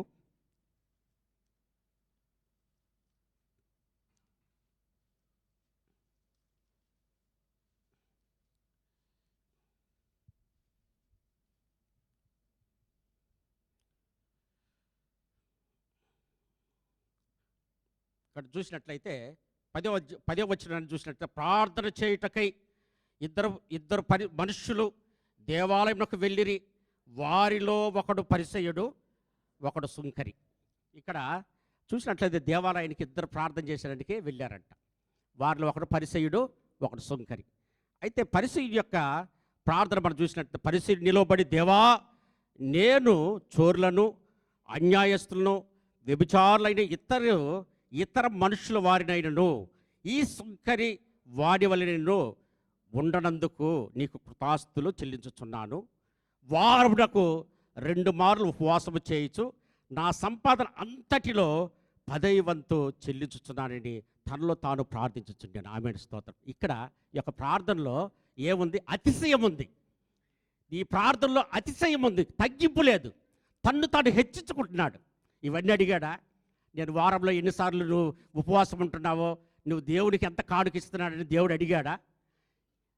అయితే ఈ ప్రార్థనలో పరిశీలి యొక్క ప్రార్థనలో తను తాను హెచ్చింపు ఉంది. అంత మాత్రమే కాకుండా అక్కడ ఆయన అతిశయాన్ని, తనకున్న డాంబికం అంటారు దాన్ని, అతిశయాన్ని అక్కడ కనబరుచుకుంటున్నాడు. అయితే పరిసయ్యుడు అక్కడ సుంకరి ప్రార్థన మనం చూసినట్లయితే ఇక్కడ మనం చూస్తాం తనలో తాను అయితే సుంకరి దూరముగా నిలుచుండి ఆకాశం వైపు కన్నులెత్తుటకైనను ధైర్యము చాలక రొమ్ము కొట్టుకొనుచో, దేవా పాపినైన నన్ను కరుణించమని పలికెను. అతని కంటే ఇతడు నీతిమంతుడిగా తీర్చబడి తన ఇంటికి వెళ్ళినని మీతో నిశ్చయముగా చెప్పుచున్నాను. తన్ను తాను హెచ్చించుకునేవాడు తగ్గించబడినను, తన్ను తాను తగ్గించుకునేవాడు హెచ్చబడి అని చెప్పిన. ఆమేన్, స్తోత్రం. సుంకరి ప్రార్థన తనకు నచ్చినట్లు చేయగా దేవుడు మెచ్చేటట్లు చేశాడు. సుంకరి ప్రార్థనలో పశ్చాత్తాపం ఉంది, సుంకరి ప్రార్థనలో తగ్గింపు ఉంది.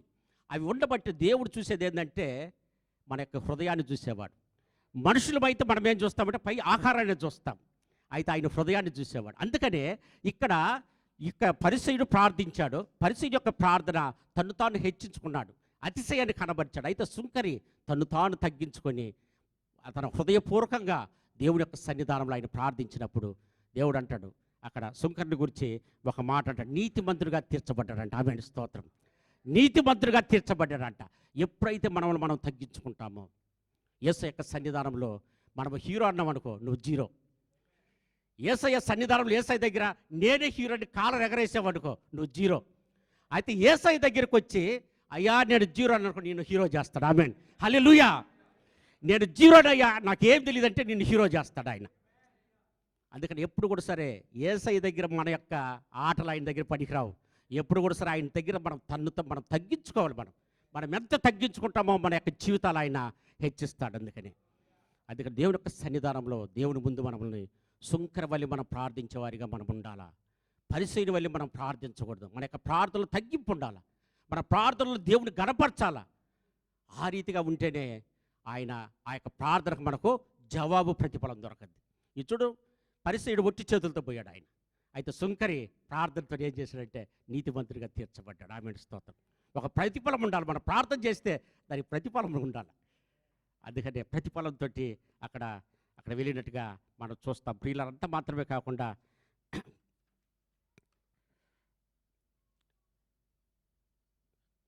మనము దేవుని యొక్క సన్నిధానంలో మనం ప్రార్థిస్తున్నామంటే కొన్ని ప్రార్థనలకు జవాబు ఆలస్యం అవుతుంది.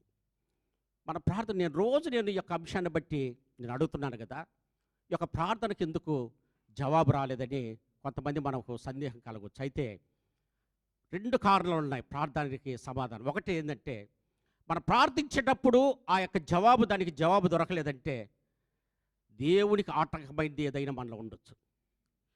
దేవుడికి విరోధమైన కార్యము ఏదైనా ఒక విగ్రహం మనలో ఉన్నట్లయితే దాన్ని దేవుని సన్నిధానం మనం బ్రోకరించి ప్రార్థించాలి, దేవుని అభ్యర్థించాలి. అయ్యా నాకు ఈ యొక్క జాబ్ కోసం నేను ప్రార్థిస్తున్నాను, నేను గర్భఫలం కొరకు ప్రార్థిస్తున్నాను. అది ఏ కారణమైనా కూడా సరే అది మన జీవితంలో ఆలస్యం అవుతుందంటే మొదటిది ఏంటంటే దేవుడికి ఆయాస్కరమైన కార్యాలు మనలో ఏదైనా ఉండొచ్చు. రెండవదిగా ఏంటంటే దేవుడు ఆలస్యం చేస్తున్నాడంటే దానికి ఏదైనా కారణం ఉంటుంది. ఏదైనా శ్రేష్టమైంది మనకి ఇవ్వడానికి ఆయన ఆలస్యం చేస్తున్నాడని మనము అర్థం చేసుకోవాలి. ఎందుకంటే కొన్ని కార్యాలు ఆయన ఆలస్యం చేస్తారు. అబ్రహాము ఎన్ని సంవత్సరాలు? 25 సంవత్సరాలు ఆలస్యం చేశాడు. 25 సంవత్సరాలు తన అడిగింది పొందుకోవడానికి 25 సంవత్సరాలు పట్టింది అబ్రహాముకి. ఆ రీతిగానే మనం కూడా ప్రార్థించేటప్పుడు విరిగి నలిగిన మనసుతోటి మనము ప్రార్థించేవారిగా ఉండాలా. మన యొక్క ప్రార్థనలో అతిశయం ఉండకూడదు. మన ప్రార్థనలో అంత మాత్రమే కాకుండా ఎవరైతే మన తను తాను తగ్గించుకుంటారో వారు హెచ్చింపబడినని ప్రభు లేఖలు సెలవిస్తుంది. కాబట్టి మన ప్రార్థన మనం తగ్గించుకొని దేవుడు మనము హెచ్చించేవారిగా మనం ఉండాలి ప్రియులారా. అంత మాత్రమే కాకుండా లూకాసు వార్త 18వ అధ్యాయము 1-7 వచనాలు చూసినట్లయితే,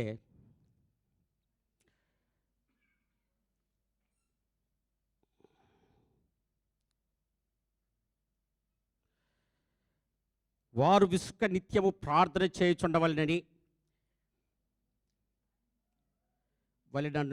నరులకు ఆయన వారితో ఉపమానం చెప్పెను. దేవునికి భయపడకయు మనుషులను లక్ష్య పెట్టకయు ఉండి ఒక న్యాయాధిపతి ఒక పట్టణంలో ఉండెను. ఆ పట్టణంలో ఆ విధవరాలు ఉండెను. ఆమె అతని యొద్దకు తరచుగా వచ్చి నా ప్రతివాదికి నాకును న్యాయం తీర్చమని అడుగుచూ వచ్చిన. కానీ అతను కొంతకాలం ఒప్పకపోయిన తరువాత అతడు నేను దేవునికి భయపడకయు మనుషులకు లక్ష్య పెట్టకయు ఉండినను ఈ విధవరాలు నన్ను తొందర పెట్టుచున్నది కనుక ఆమె మాటి మాటికి వచ్చి గోదారుకున్నట్లు ఆమెకి న్యాయము తీర్చునని తనలో తాను అనుకొనిను. మరియు ప్రభు విట్లనెను, అన్యాయస్తుడైన ఆయా న్యాయాధిపతి చెప్పిన మాట వినుడి. దేవుడు తాను ఏర్పరచుకున్న వారు దివారాత్రులు తన్ను కూర్చి మర్రపెట్టుకొనుచుండగా వారికి న్యాయం తీర్చడా అంటాడు. ఆమేన్, స్తోత్రం. ఈ యొక్క సన్నివేశాన్ని నేను క్లుప్తంగా చెప్పాలనుకున్నాను. ఒక విధవరాలు ఉంది. ఆమెకి ఆ యొక్క ప్రతివాదికి న్యాయం తీర్చమని అక్కడ ఒక న్యాయాధిపతి, వాడి గురించి ఇక్కడ చెప్పినట్లయితే చాలా అన్యాయస్తుడంట. ఇంకా రెండోదిగా చెప్పబడింది, దేవుడికంట వాడు భయపడోడు కాదంట. వాడు మొట్టమొదటి ఈ యొక్క అన్యాయస్తుడు, అతనికి దేవుడు అంటే భయం లేదు. మూడోదిగా మనం చూసినట్లయితే మనుషులంటే లెక్కే లేదంట.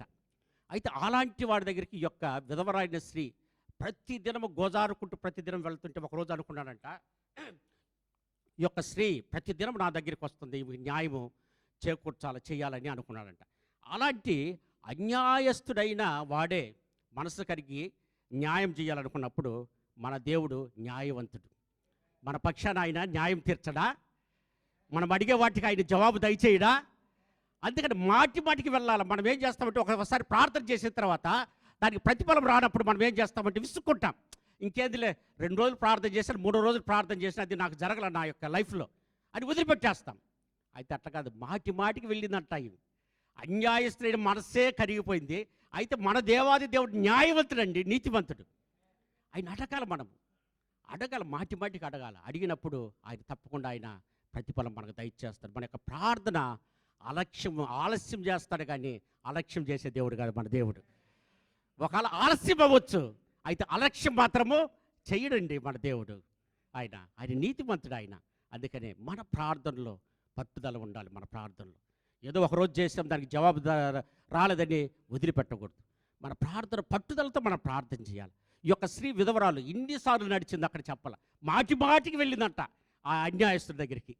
వాడు అన్యాయస్తుడని తెలుసు, వాడు దేవుడు అంటే భయం లేదు తెలుసు. అయినప్పటికీ ఆమెకుండే విశ్వాసం ఏంటంటే దేవుడు ఎట్లయినా వాడు మనసు మారుస్తాడు, దేవుడు ఎట్లయినా ఆ యొక్క కఠినమైన మనసు మారుస్తాడని ఒక నమ్మకం ఆమె విశ్వాసం వెళ్ళినప్పుడు ఆ అన్యాయస్తుడైన మనసే మార్చి ఆయన ద్వారా న్యాయాన్ని చేకూర్చడానికి ప్రభు ఆయన్ని ప్రేరేపించినట్టుగా మనం చూస్తాం ప్రియులారా. అందుకనే మనం పట్టుదలతో విసుక్కుండా మనకు జవాబు దొరకలేదని మనము వదిలిపెట్టేవారం ఉండకూడదు. మన యొక్క ప్రార్థన పట్టుదలతోటి మనము ప్రార్థించేవారిగా మనం ఉండాలండి. తర్వాత మూడవదిగా విశ్వాసం చూసినట్లయితే మనకు కంఠపాఠం ఏంటంటే హెబ్రీయులకు రాసిన పత్రిక 11:1 విశ్వాసం అనేది నిరీక్షింపబడి వారి యొక్క నిజ స్వరూపమును అదృశ్యమైనవి ఉన్నదనటకు రుజువై ఉన్నదంటాడు. విశ్వాసము 2 విషయాలను మనకు సంబంధించింది. ఒకటి చూసినట్లయితే దేని కొరకై ఆశతో ఎదురు చూస్తున్నామో దాన్ని ఒక రోజున మనము తప్పకుండా చూస్తామనే యొక్క నమ్మకం. రెండవది చూసినట్లయితే కంటికి కనిపించనిది ఒక రోజున ప్రత్యక్షమవుతుందనే ఒక నమ్మకం. అయితే నిజమైన విశ్వాసం అంటే దేవుడి గురించి మనిషి చెప్పే ప్రతి ఒక్క మాట నమ్మదు. నిజమైన విశ్వాసము మనుషులు నేను అది ఇదని ఏదో చెప్తారు, అయితే నమ్మదు. అయితే నిజమైన విశ్వాసం అంట పరిశుద్ధ గ్రంథంలో వెల్లడైన సత్యాన్ని నమ్ముతుంది. ఆమేన్, స్తోత్రం. విశ్వాసము పరిశుద్ధ గ్రంథంలో వెల్లడైన సత్యాన్ని నమ్ముతుంది. అదే విశ్వాసం. అంత మాత్రమే కాకుండా విశ్వాసం అనేది దాని మీద మనం పూర్తిగా ఆధారపడి ఉండాలి. అంటే సగముగా కాల్చబడిన రొట్టె వల్లే ఉండకూడదు మన విశ్వాసం. అంటే మనం చూసినట్లయితే సగము కాల్చబడిన రొట్టె మనం తింటే ఏమవుతుందంటే అజీర్ణం అయిపోద్ది. మన యొక్క శరీరానికి అదే అనారోగ్యాన్ని కలుగు చేస్తుంది. మన విశ్వాసం సగం విశ్వాసం ఉండకూడదు, పరిపూర్ణమైన విశ్వాసం ఉండాలి. ఆమేన్, స్తోత్రం. ఆ రీతిగా మనం చూసినట్లయితే ఇక్కడ పరిశుద్ధ గ్రంథంలో హెబ్రీయులకు రాసిన పత్రిక 11:6 అంటాడు, విశ్వాసము లేకుండా దేవునికి ఇష్టడై ఉండటం అసాధ్యము. దేవుని యొద్దకు వచ్చేవాడు ఆయన ఉన్నాడని, తను వెదక వారికి ఫలము దయచేయవాడని నమ్మవలని అంటాడు. ఆమేన్, స్తోత్రం. దేవుని దగ్గరికి మనము రావాలంటే మొట్టమొదట ఆయనకి ఇష్టడై ఉండాలంట. ఇష్టడై ఉండట, ఆయన దేవుడికి విశ్వాసం లేకుండా దేవుడికి ఇష్టడై ఉండట అసాధ్యం అంటున్నాడు. ఆమేన్, స్తోత్రం. మొట్టమొదట మనం ఆయనకి ఇష్టడై ఉండాలి. మనం అంత మాత్రమే కాదు, దేవుని యొద్దకు వచ్చేవాడు ఆయన ఉన్నాడని, తను వెదక వారికి ప్రతిఫలము దయచేయవాడని మనం నమ్మాలంట. ఆమేన్, స్తోత్రం. అంత మాత్రమే కాకుండా ఇక్కడ చూసినట్లయితే మన వాక్యాన్ని చదువుతాం. ఎర్ర సముద్రాన్ని దేవుడు ఇశ్రాయేలును నడిపించడానికి 2 పాయలుగా చేశాడు. ఆ యొక్క నీళ్లను 2 వైపులా గోడగా నిలబెట్టాడు. 6 నెలల నడిపించాడని మనం చదువుతున్నాం, ధ్యానిస్తున్నాం, దాన్ని నమ్ముతాం. అయితే మన జీవితంలో అలాంటి యొక్క పరిస్థితులు ఎదురైతే ఎర్ర సముద్రం వల్లే మనకు ఆటంకాలు, అడ్డంకులు, శోధనల బాధలు ఎదురైతే మనం ఏం చేస్తామంటే ఆ నిరీక్షణ మనము కోల్పోతాం. మనం వాక్యాన్ని ధ్యానిస్తాం, నమ్ముతాం. అయితే మన జీవితంలో అలాంటి యొక్క సమస్య వచ్చినప్పుడు ఏం చేస్తామంటే మన విశ్వాసాన్ని కోల్పోతాం. అంత మాత్రమే కాకుండా కనాను వివాహంలో మొట్టమొదటి చేసిన యొక్క సూచక్రియను మనం అప్పుడప్పుడు ధ్యానిస్తుంటాం. వివాహంలో కూడా అనేక మంది దైవజనులు చెప్తుంటారు, ఆయన నీళ్లను రసముగా మార్చినట్టుగా, అక్కడ కొరతలు తీర్చినట్టుగా. అయితే అలాంటి యొక్క సమస్య మనలో ఏర్పడినప్పుడు యేసయ్య మనతో ఉన్నారులే. అలనాడు కనాను వివాహంలో జరిగిన వివాహంలో కొరతలు తీర్చిన దేవుడు నా యొక్క జీవితంలో నా యొక్క కొరతలు ఎందుకు తీర్చడని ఆ విశ్వాసం మనం ఆ యొక్క సమయం మనం ఏం చేస్తామంటే కోల్పోతున్నాం. అందుకనే విశ్వాస సహితమైన ప్రార్థనలో రోగిని స్వస్థపరచినట్టు యాకోబు భక్తుడు. ఆమేన్, స్తోత్రం. మన యొక్క ప్రార్థనలో విశ్వాసంతో కూడిందిగా ఉండాలండి. మనము విశ్వాస సహితమైన ప్రార్థనలో రోగిని స్వస్థపరచడం అంటాడు. అంత మాత్రమే కాకుండా క్రియలు లేని విశ్వాసం అంట మృతం అంటాడు. ఆమేన్, స్తోత్రం. మన విశ్వాసంలో క్రియలు ఉండాలా. విశ్వాసంలో క్రియలు లేకుండా నువ్వు ఎంత ప్రార్థన చేస్తే దానికి ఏం ప్రతిఫలం వస్తుంది? అందుకనే విశ్వాసం లేని క్రియలు అంటే మృతం అంటాడు. ఆమేన్, స్తోత్రం. అందుకనే విశ్వాసంతో మనం ప్రార్థించేవారిగా మనం ఉండాలి. అంత మాత్రమే కాకుండా ప్రియులారా, మనం చూసినట్లయితే ఒక ఊర్లో వర్షమే లేదంట చాలా కాలం వరకు. వర్షం లేకపోతే వారు ఏం చేశారంటే ఒక ఆరాధన ఏర్పాటు చేశారంట. వర్షం రావాలని చెప్పేసి ఆరాధన కార్యక్రమాన్ని ఏర్పాటు చేసినప్పుడు అక్కడంటే ఒక చిన్న పాప గొడుగుతో వచ్చిందంట. గొడుగుతో వస్తే ఆ మందిరంలో ఉన్నవారు అందరూ అనుకున్నారంట, ఏంద్రయ్య పిచ్చి గొడుగుతో వచ్చింది. ఆ యొక్క పాప యొక్క మనసులో ఏంటంటే ఈ యొక్క ప్రార్థన అనంతరము తప్పకుండా దేవుడు వర్షాన్ని కురిపిస్తాడు, నేను ఇక్కడి నుంచి వెళ్ళేటప్పుడు వర్షంలో తడుస్తూ వెళ్ళాలని ఒక విశ్వాసం అంట ఆ యొక్క చిన్న పాప. అయితే ఆ యొక్క మందిరానికి వచ్చిన చేతులు ఎవరి చేతులు గొడుగు లేదు. ప్రార్థన ఏమో చేయాలని వచ్చారు. ప్రార్థన అంశం ఏంటంటే ప్రాముఖ్యత ఆ యొక్క వర్షాన్ని కొరకు ప్రార్థన ఏర్పాటు చేశారు.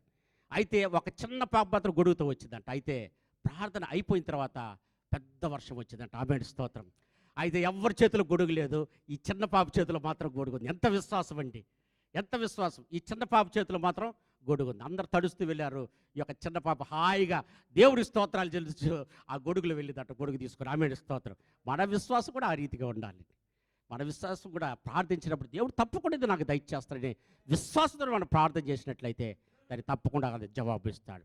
అందుకని ప్రియులారా, ఈ యొక్క మనకు క్రైస్తవులుగా మనం సాతానుడు అనేక తంత్రాలు ఈ లోకంలో మనం జీవించే మనకు అపవాదిని సాతాను అనేకమైన తంత్రాలు మన మీద మనకు రూపింపబడే ఆయుధాలు, అది విరోధమైన ఆయుధాలు, అది ఏదైనా కూడా సరే మన యొక్క మనస్సులో మన యొక్క జీవితంలో వాక్యం, ప్రార్థన, విశ్వాసం ఈ యొక్క 3 ఉన్నట్లయితే సాతాను యొక్క తంత్రాన్ని లయపరిచేదానికి అవి శక్తివంతంగా మనకు సహాయకారిగా ఉంటాయి. ప్రతి ఒక్క క్రైస్తవుడు ధరించుకోవాల్సింది ఏంటంటే ఆయుధాలు, మనకు దేవుడిచ్చిన యొక్క ఆయుధాలు. ఒకటి వాక్యము, ప్రార్థన, విశ్వాసం. ఈ యొక్క 3 మనం కలిగి ఉన్నట్లయితే ఎలాంటి యొక్క సాతాన్ని కూడా మనం ఎదిరించగల శక్తిని దేవుడు మనకు అనుగ్రహిస్తాడు. దేవుడి యొక్క మాటలు దీవించి ఆశీర్వదించుగాక. ఆమేన్. ఈ యొక్క సమయం ఇచ్చిన ప్రభు మనోహర్ అయ్య గారికి మరి ఒకసారి మీకు అందరికీ నా యొక్క హృదయపూర్వక వందనాలు తెలియజేసుకుంటున్నాను.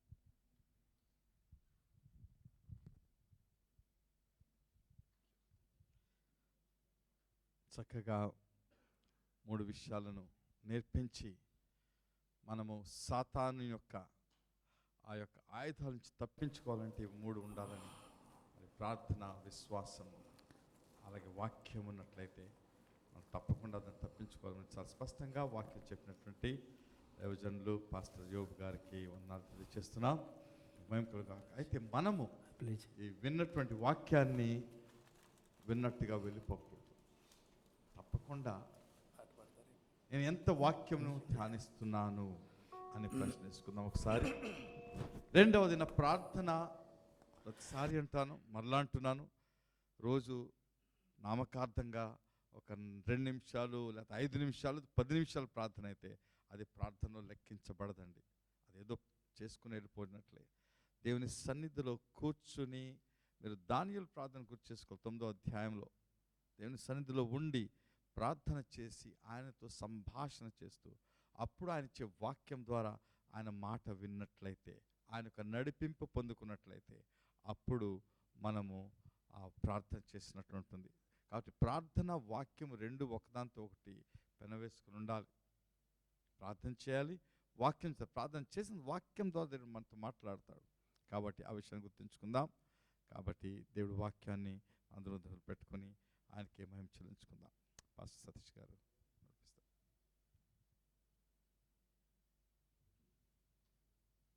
ప్లే చేస్తున్నారు.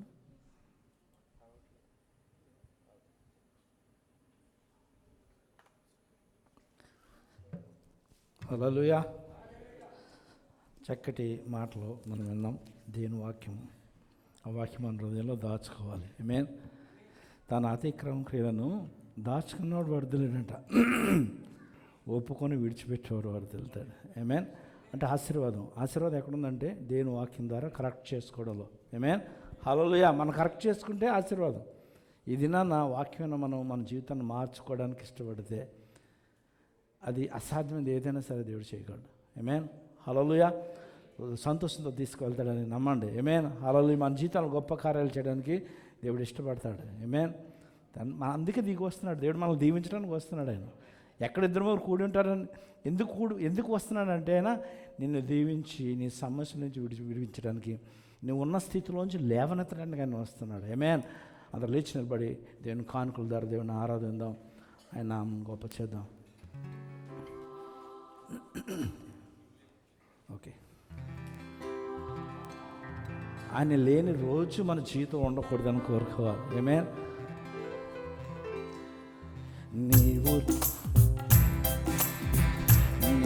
లేని రోజు అసలు రోజే కాదయా, నీవు లేని బ్రతుకు అసలు బ్రతుకే కాదయా, నీవు లేని రోజు అసలు రోజే కాదయా, నీవు లేని బ్రతుకు అసలు బ్రతుకే కాదయా, నీవే లేకపోతే నేను అసలే లేనయ్యా, నీవే లేకపోతే నేను అసలే లేనయ్యా, నీవు లేని రోజు అసలు రోజే కాదయా, యేసయ్యా నీవు లేని బ్రతుకు అసలు బ్రతుకే కాదయా, బాధ కలుగు వేళలో నెమ్మది నాకిచ్చావు, నా కన్నీరు తుడిచి నా చేయి పట్టావు, బాధ కలుగు వేళలో నెమ్మది నాకిచ్చావు, నా కన్నీరు తుడిచి నా చేయి పట్టావు, నన్ను విడువనన్నావు నా దేవుడైనావు, నన్ను విడువనన్నావు నా దేవుడైనావు, నీవే లేకపోతే నేను అసలే లేనయ్యా, నీవే లేకపోతే నేను అసలే లేనయ్యా, నీవు లేని రోజు అసలు రోజే కాదయా, నీవు లేని బ్రతుకు అసలు బ్రతుకే కాదయా. ఈనాటి నా స్థితి నీవు నాకు ఇచ్చినదే, నేను కలిగి ఉన్నవన్నీ నీ కృపా భాగ్యమే. ఈనాటి నా స్థితి నీవు నాకు ఇచ్చినదే, నేను కలిగి ఉన్నవన్నీ నీ కృపా భాగ్యమే. నీవు నా సొత్తన్నావు, కృపాక్షేమమిచ్చావు. నీవు నా సొత్తన్నావు, కృపాక్షేమమిచ్చావు. నీవే లేకపోతే నేనసలే అవునేసయ్యా, నీవే లేకపోతే నేనసలే లేనయా, నీవే లేకపోతే నేనసలే లేనయా. హల్లెలూయా. దైవ వర్తమానం తీసుకొచ్చిన దైవజనులకు ప్రభునామమున సంఘం తరపున వందనాలు తెలియజేస్తున్నాను. మన కార్యక్రమం ప్లే చేస్తారా? వచ్చే వారం కూడా మీకు తెలియజేయబడుతుంది. అయితే మీ స్నేహితులను తీసుకురావచ్చు. ఇది మన సంఘం ఒక్కరి గురించే కాదు, కానీ మీ స్నేహితులను బంధువులు ఎవరు ఉంటే అది సంతోషించే సమయం కనుక తీసుకుని రావచ్చు. అక్కడ చిన్నపాటి వాక్యం కూడా ఉంటుంది. అదే దేవుడిని కొంత సమయం దేవుడిని ఆరాధించడం కూడా జరుగుతుంది కనుక దేవుని సన్నిధికి రండి. అందరం కలిసి సంఘంగా దేవుని యందు ఆనందిద్దాం. ఆమేన్. హల్లెలూయా. ప్లే చేయండి.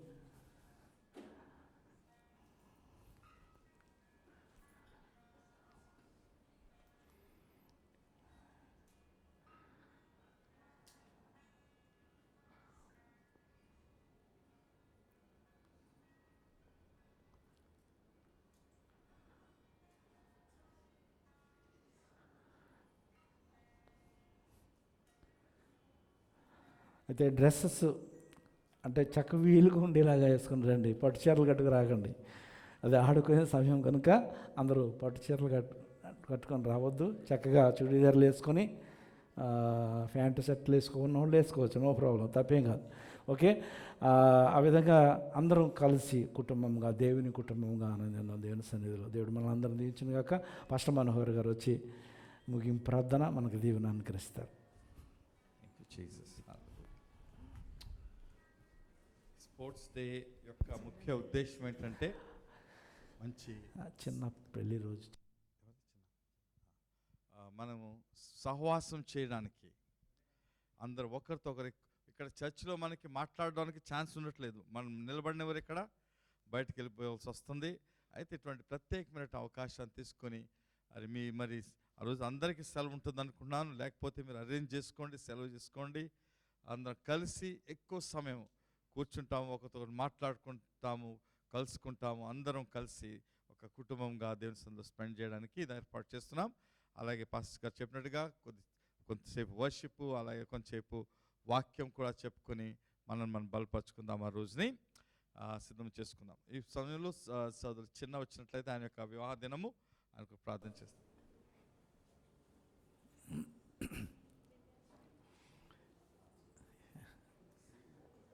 యాభై సంవత్సరాలు అయిపోయినాయి తమ్ముడు. సహోదరు లక్ష్మణ్కి కుమార్తె పుట్టిందట. ఆయన సంతోషంగా స్వీట్ తీసుకొచ్చారట. అయితే ఆయన కూడా మనము మీరు స్వీట్ ఇచ్చేటప్పుడు సమయం ఉంది కాబట్టి లోపల ఇచ్చేసేయండి. ఎవరు బయట తీసుకుని తినడానికి షార్జాలో కుదరదు. మన దుబాయ్లో అయితే తినొచ్చు. షార్జాలో మంచిది కాబట్టి చిన్న ముందు ప్రార్థన చేస్తాం. ప్రేమగల తండ్రి, కృపగల దేవునికి నామ స్తోత్రాలు. ప్రభువుకి వచ్చిన్నాను. చిన్నిని మీరు ఏకపరిచి గత సంవత్సరాలన్నింటినీ కాపుదల్లో ఉంచి చక్కగా ముగ్గురు బిడ్డలు స్తోత్రాలు చెల్లించుకుంటున్నాం తండ్రి. ఇదిగో ప్రభా, మరి యొక్క నూతన సంవత్సరం వారి ప్రవేశించుండగా మరి తన భారత ఇండియాలో ఉన్నా సరే వారిని ఇంకను ఆశీర్వదించి ఆరోగ్యంతో అన్యోన్య ప్రేమలో ఇంకను అభివృద్ధి చెంది ప్రభా మీ యొక్క సమయానుకూల చిత్తానుసారంగా వారు ఒకే స్థలంలో ఉండడానికి మీరు ఏర్పాటు చేయమని దీవించని ప్రార్థన చేస్తున్నాం. అలాగే లక్ష్మణకి ఇచ్చిన కుమార్తెని స్తోత్రాలు. ఆ బిడ్డను దీవించిన ప్రభా, ఆ బిడ్డకు మంచి ఆరోగ్యం తెచ్చిన భార్య కూడా మంచి ఆరోగ్యం ఇచ్చి చక్కగా వారు ఆ చిన్న బిడ్డ ఎదిగి నీకు ఒక మంచి సేవకురాలను దీవించమని, అందులో మీరు మహిమ పొందుకోమని మా ప్రభును రక్షకుని యేసుక్రీస్తునామములో ప్రార్థన చేస్తున్నాం తండ్రి. ఆమేన్. పరమందు ఆశీర్వాదం మా తండ్రి, మరొక దీన్ని మా జీవితంలో ఇచ్చి మీ సన్నిధికి వచ్చి ప్రభు మేము స్తుతించి, అలాగే మీరు మాకు ఇచ్చిన వాక్యము, మీ యొక్క వాక్యము మమ్మల్ని బలపరుచున్నది, మీ యొక్క వాక్యం మమ్మల్ని నూతనపరుచుచున్నది ప్రభా. మీ వాక్యం మమ్మల్ని విడుదల చేస్తుంది తండ్రి, మీ వాక్యము మమ్మల్ని నడిపింప చేస్తుంది ప్రభా. ప్రభా మేము మరి సాతాను యొక్క ఏ ఆయుధం కింద పడకుండా ఉండడానికి చేయవలసిన మరి 3 ముఖ్య విషయాలు మాకు నేర్పించిన స్తోత్రాలు. మీ సేవకులు ప్రభా పాస్టర్ జోబు గారిని బట్టి స్తోత్రాలు. ఆయనకు మీ అందున ఆసక్తిని బట్టి, ఆయనకు మీరు ఇచ్చిన కృపను బట్టి, ఆయన జీవితంలో చేస్తున్న ఒక్కొక్క మేలును బట్టి స్తోత్రాలు చెల్లించుకుంటున్నాం. ఆయన ఎక్కడికి వెళ్ళను, ఎక్కడ సేవ చేస్తున్న ప్రత్యేకంగా దీవించి ఆస్వాదించి వాడుకోమని, అలాగే ఆయనకి ఇచ్చిన బిడ్డలను కూడా దీవించండి. ప్రత్యేకంగా మాతో ఉన్నటువంటి అజయ్ను మర్సిని కూడా దీవించి, ఆయనకి ఇచ్చిన చిన్న బిడ్డలకు దీవించమని ప్రార్థన చేస్తున్నాం. అలాగే ప్రభా మేము ముగించుకొని మా గృహం వెళ్ళబోచుండగా మరి మీ తోడు మాకు ఉంచండి.